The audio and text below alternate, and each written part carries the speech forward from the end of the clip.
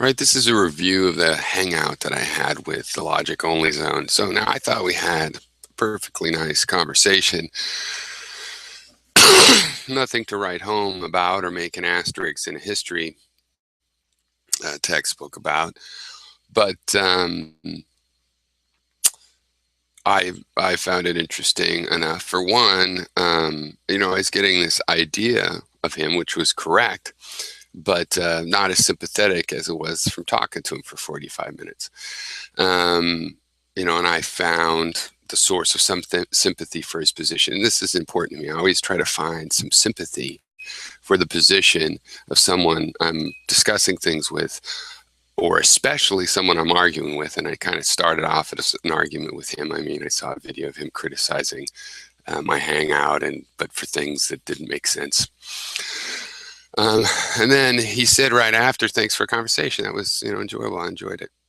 But then a couple hours after that, he's responding to somebody else about how he didn't really like it, and I have a fallacious way of interacting, which is like just totally logic. You have absolutely no idea what fallacy really means, do you?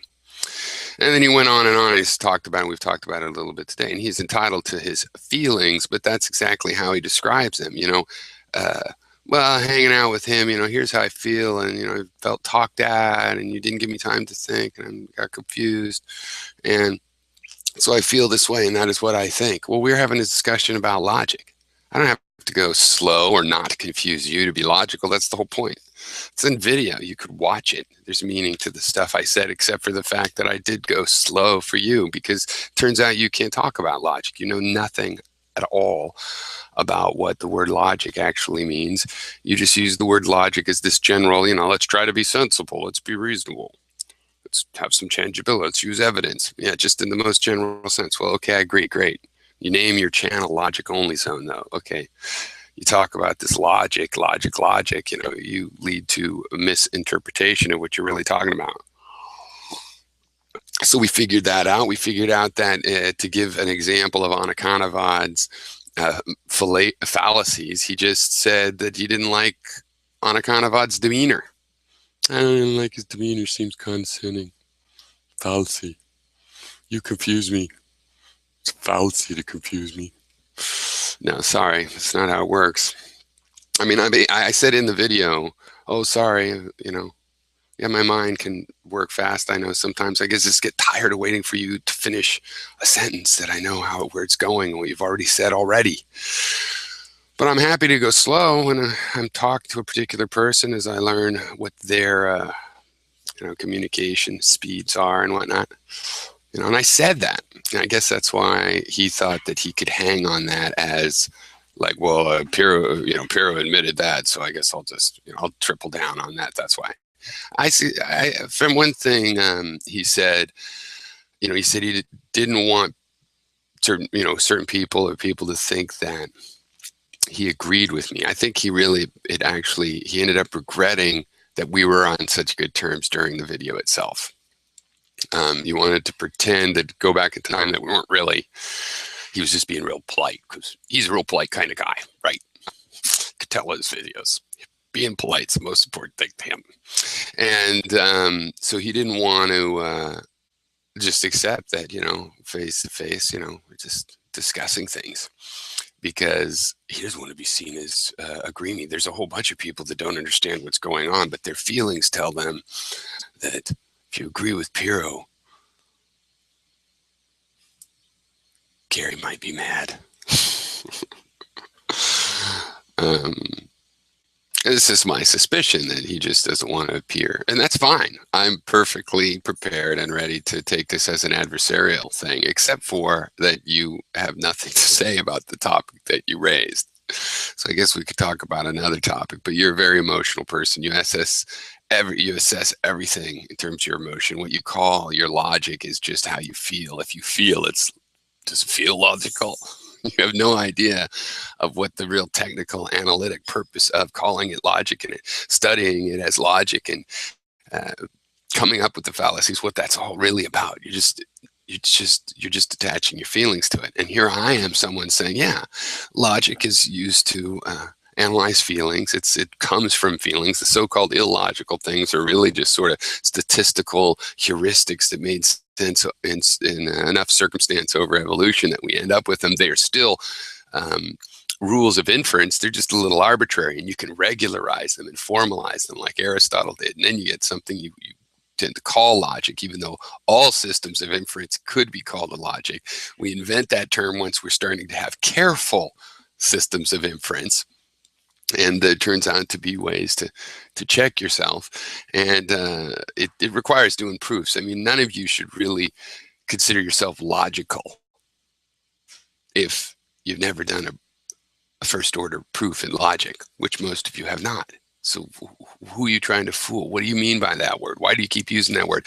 Why are you defending the logicians of history whose craft you understand not at all, and naming your channels after this craft that you don't get at all when you're an especially emotional person, attaching